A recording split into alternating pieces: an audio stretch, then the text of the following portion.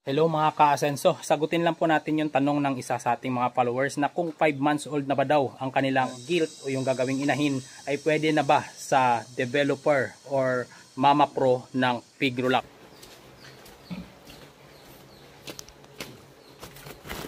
Ito yung mama pro na developer na gawa po yan ng Pigrulac. Ito po, mama pro developer. Ayan po ang pinapakain sa ating mga gilt.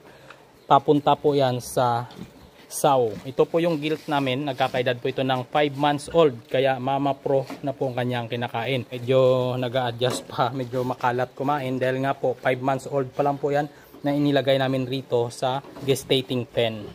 Ang kinakain po ng gilt na yan is grower. Pero nag-transition na po kami sa mama pro. Kaya mapansin ninyo dito sa sako. Nakalagay pa dyan sa sako kahit na meron na pong container sa baba, hindi po namin nilagay lahat dahil nga po naka-transition po yan. Ang pagda-transition po namin from grower feeds papunta po sa developer ng Mama Pro, sa unang araw po hanggang sa ikalawang araw ang ginagawa namin 80% ng grower feeds at 20% ng Mama Pro. Sa ikatlong araw naman 50-50 po yan, 50% ng grower feeds, 50% ng Mama Pro.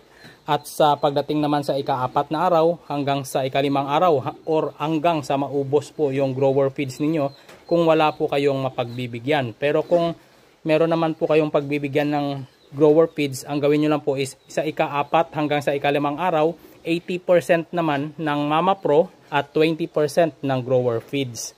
Pero kung wala nga po kayong mapagbibigyan ng natirang grower, ipaubos po ninyo mula sa ika-4 na araw hanggang sa maubos naman yung kaunting tira ng grower feeds. Ganun po ang pagta-transition namin dito sa aming munting piggery o sa backyard piggery. At pagka naubos na po yung grower, pure na po ng Mama Pro developer ang aming ipapakain sa aming gilt. Ayan lang po, sana nasagot ko po ng maayos yung tanong nito ng ating ka-asenso. Hanggang dito na lang po ang video na ito. Maraming salamat po. Sana nakatulong po ang kaunting tips na akin pong ibinahagi sa inyo ka-asenso. Ayan po, alagang Pigrulac.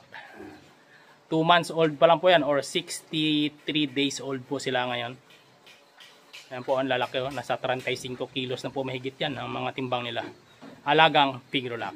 At ang vitamins po namin Vitamin Pro or walang iba, BMP 100. Every other day po ang pagbibigay. Pero kung maalwan yung pera nyo, pwede po araw-araw para mas mabilis lumaki.